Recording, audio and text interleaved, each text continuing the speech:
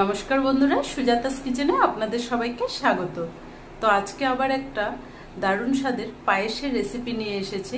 তো আজকে এই পায়েসটা কি করে বানাবো আর তার জন্য কি কি উপকরণ নিয়েছি চলুন একবার দেখিয়ে দিই। তো আজকে পায়েস বানানোর জন্য আমি এখানে 2.5 লিটার দুধকে ভালো করে জাল করে করে শুকিয়ে এখানে রেখেছি।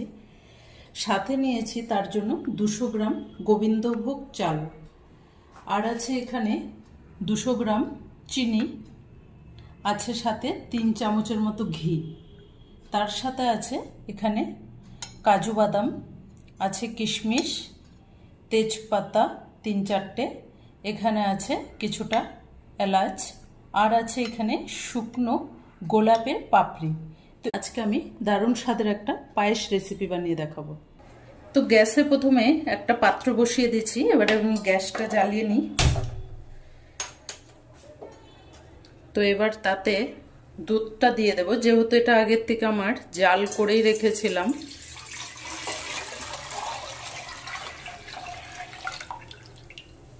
তো দুধটা এবার ভালো করে ফুটুক, তারপরে আবার দেখাচ্ছি।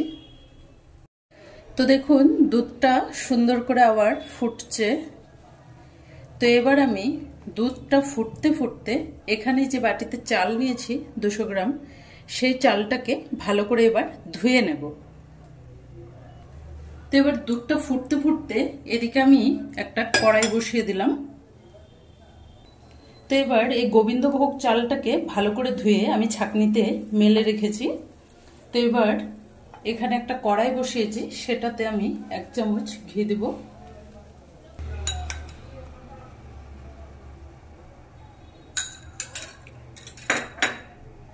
তো ঘিটা গরম হয়ে গেছে, এবার আমি চালটা এর মধ্যে দিয়ে ভেজে নেব। একবার এভাবে চালটাকে ভেজে পায়েস বানিয়ে দেখবেন, দারুণ স্বাদ হয়। তো চালটাকে ভালো করে ভেজে নেব। তো চালটাকে ভালো করে এভাবে ঝরঝরা হয়ে গেছে, চালটা ভাজতে ভাজতে একদম হালকা হয়ে যায়, তখনই বুঝতে পারবো যে চালটা ভাজা হয়ে গেছে। তো এবার গ্যাসটা অফ করে দিলাম। হ্যাঁ, আমি হাতেই ধরতে পারি। তো এবার চালটা আমি দুধের মধ্যে দিয়ে দেব। দুধ যত এভাবে ফুটবে তত পায়েসের টেস্ট ভালো আসবে।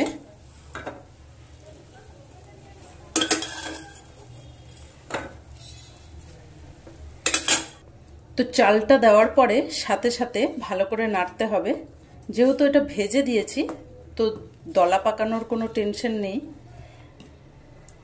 তো এবার ভালো করে এটাকে 10 মিনিট ধরে এভাবেই ফুটতে দেব। 10 মিনিট ধরে আমি লো আঁচে চালটা দেওয়ার পরে ফুটাচ্ছিলাম। দেখুন দুধটা কতটা ঘন হয়েছে, যেহেতু আমি দুধটা আগে থেকে 15-20 মিনিট গাঢ় করে ফুটিয়ে রেখেছিলাম। তো আপনারা যদি দুধটাকে আগে না ফোটান তাহলে আগে থেকে দুধ ফুটিয়ে 15-20 মিনিট ঘন করে তারপরে চালটা দেবেন। তো এবার আমি এখানে চালটা ফুটেও গেছে, চালটাও ফুটে গেছে। তো এবার একটা আমি এদিকে কড়াই বসিয়েছি। তো এতে আমি তেজপাতাটা একটু গরম করে নেব, আর কটা ইলাইচি, আর এই শুকনো গোলাপের পাপড়িটা, এটাও সুন্দর করে হালকা গরম করে নেব।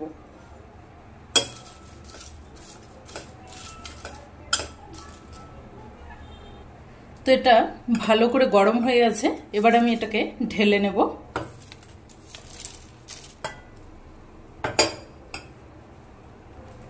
এবার এই গরম কড়াইয়ের মধ্যে 1 চামচ ঘি দিয়ে দিলাম।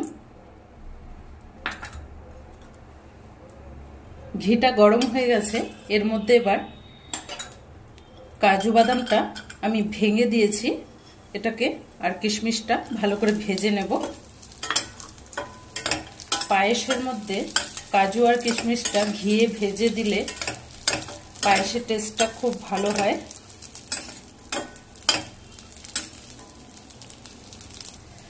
তো এটা ভাজা হয়ে গেছে, এবার আমি এটা পায়েসটাতে দিয়ে দেব আর কিছুটা রেখে দিলাম। পায়েসটা দেখুন কি সুন্দর ঘন হয়ে এসছে।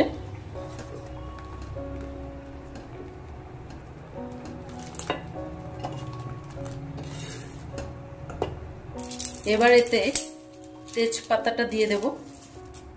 তেজপাতাটা হালকা গরম করে এভাবে দিলে এর ফ্লেভারটা খুব সুন্দর আসে।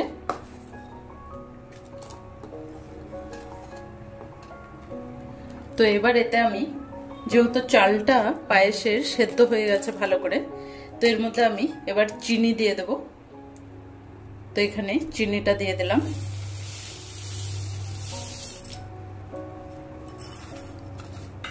তো আমি এখানে 200 গ্রামের মতো চিনি দিয়েছি। মিষ্টিটা আপনারা নিজেদের টেস্ট মতো দেবেন।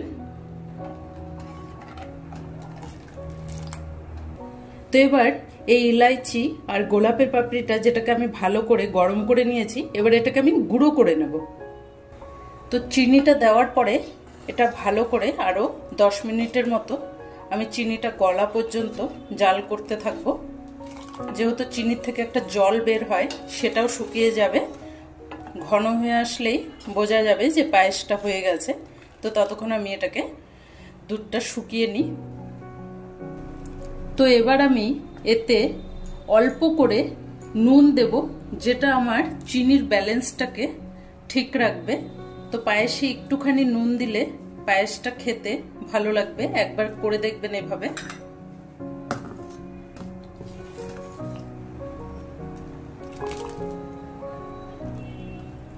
তো পায়েসটা দেখুন কি সুন্দর হয়ে গেছে।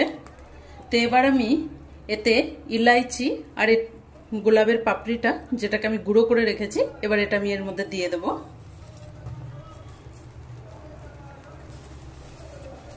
এটা দিলে খুব সুন্দর একটা ফ্লেভার আসবে। এবার এটা দিয়ে সাথে সাথে ঢেকে দিতে হবে। তো পায়েসটা আমাদের হয়ে গেছে। তো এখন আমি এটা ঢেলে দেখাবো আপনাদের।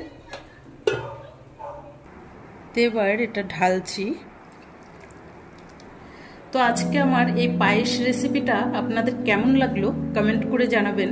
ভালো লাগলে আমার চ্যানেলটাকে লাইক, শেয়ার এন্ড সাবস্ক্রাইব করে দেবেন। ধন্যবাদ।